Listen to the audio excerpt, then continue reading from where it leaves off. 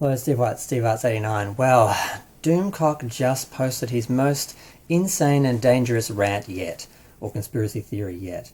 Um, it's kind of fascinating. You ask why am I watching this guy if I hate him so much? Because at this point it's fascinating. From a cultural standpoint, it's fascinating.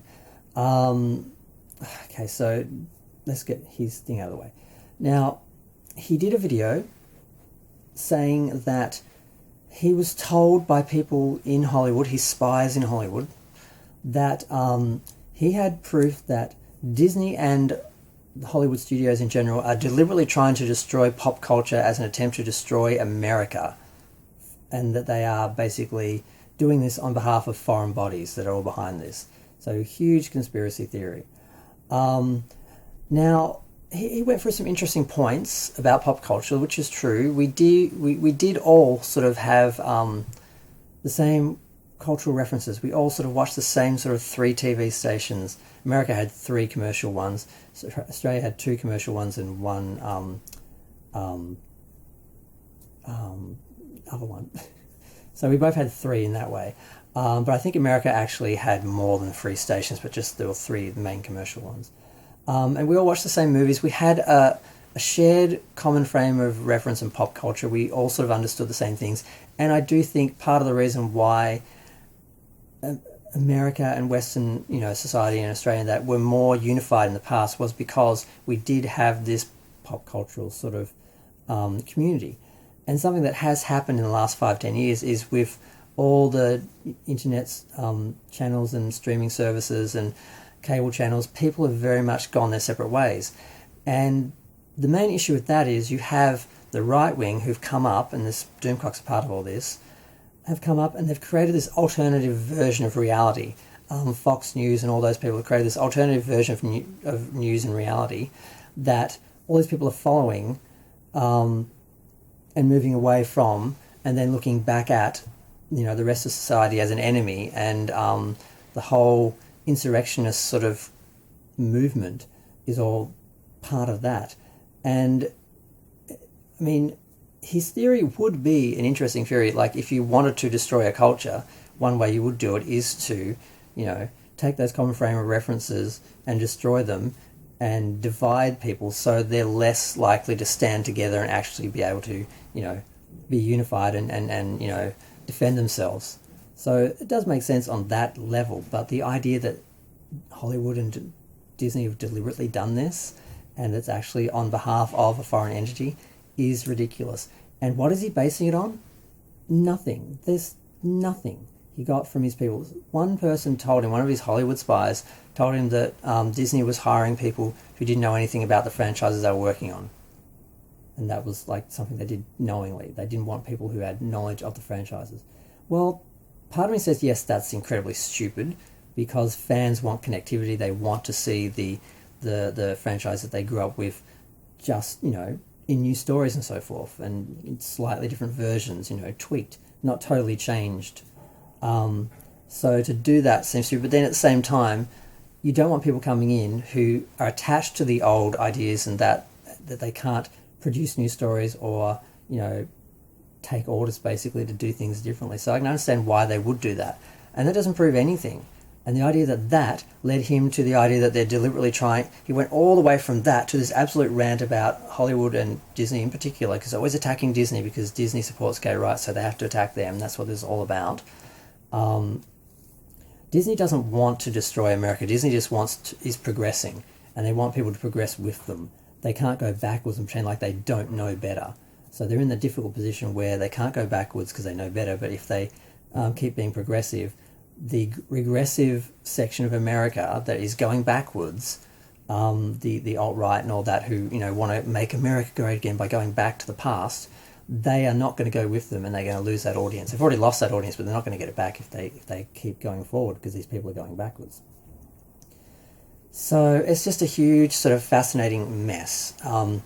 Now, I mean, I have been accused of being racist and a fascist and homophobic and everything because crazy people on the left just love to be victims, the extremists. There's extremists on both sides. There's sane people on both sides in the middle. There's people who just want to be progressive and want representation and diversity, reasonable. people, they get a bad name because of the extremists who scream the loudest in the sort of group. And the same with just the regular folks, who just want to be entertained and they just want to recognize themselves and their lives on screen. They're not racist, they're not homophobic, they're not particularly against representation or diversity, but they are afraid and they are being sucked into these extremist views and these alt-right sort of paranoid conspiracy theories and all that sort of people, the whole alt universe that Fox News has created. They're getting sucked into that out of fear. So it's just really sad you have these extremists on both sides. And the fascist sort of approach these guys have is you can't trust the media, you can't trust popular culture today. The only thing you can trust is us. Come to our side, follow us, and we will lead you to, we will protect you, we'll save you. We are, have to follow us. Only us can do it. That's the fascist thing. Just follow us, get rid of everything else, and then let us lead and control you, while they're telling you that everyone else is trying to control you. It's sad the amount of people who will get sucked into this and buy into that because they're insecure and unintelligent and not sophisticated. But there is a huge section of the population who will follow.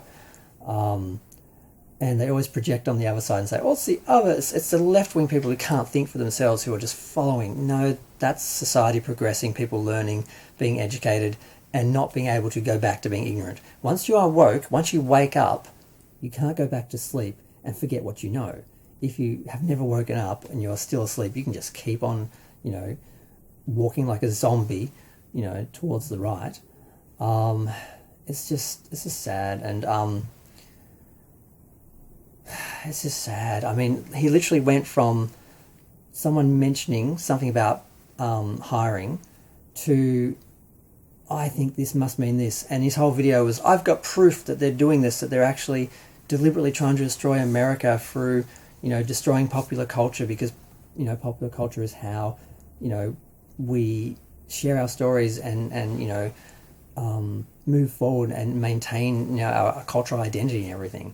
And while that is true, it's not under threat by them, and it's just bizarre. And I just had to comment on it because someone had to. I know I don't have a big audience.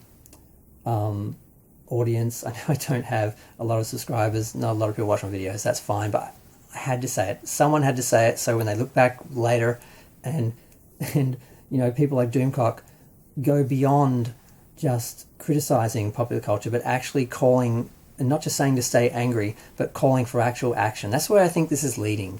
People like Doomcock are slowly trying to indoctrinate people to the right wing, to the insurrectionist movement, who are against democracy because they don't trust democracy. They want fascism. They want one person in charge who controls things the way they think it should be done.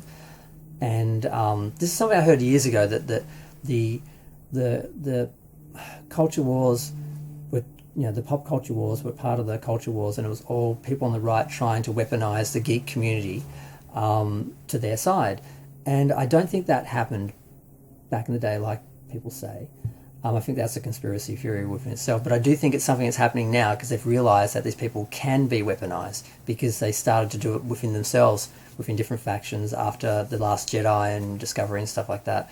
And people in those groups who were right-wing took advantage of that and then tried to turn those people towards their political groups and so forth, and ideals and ideologies. And then they started to see, there's little armies here that we can actually weaponize, we can actually use. So now it is happening. And it's all very scary. And eventually people like Doomcock are going to call for action. They're going to say, not just boycott Disney, but attack these studios. Do things actively to actually defend yourself from these, that's where this is going. That's my prediction. So, one day when people look back and say, did no one see this coming? How did this happen? Yes, people saw this coming and they said something, no one listened to us because we don't have big platforms, because certain places like YouTube keep us down and make sure we don't have a platform to speak from. Because, that's a whole nother video I have to get into, how I'm being attacked by YouTube, and I am. And a lot of other smaller YouTubers are as well. Some have been destroyed, some have gotten, back up. It's just, it's really difficult. You're trying to just talk and share, your views and create content, and then you're being attacked and you're trying to defend yourself at the same time, and having to second think second guess everything that you do and how it can be. It's just, but yeah. So Doomcock put up this insane rant, his most insane extreme conspiracy theory yet, and I believe eventually he's going to be full on joining the right wing side, calling for action against studios like Disney, not just boycotting, but actually taking action and threatening them. That I can see that's where this is going, and that's my prediction. I just wanted to say it so someone said it, so they can say we knew. But yeah, so Doomcock, dangerous, crazy, sad, not in touch with reality. When Star Trek Picard came out and it was good, he couldn't acknowledge it, couldn't accept it. He had to keep on the line he was on with his agenda because that, didn't suit the agenda, didn't go along with the narrative, and he's becoming a very dangerous person in popular culture. So I just had to be someone warning about that.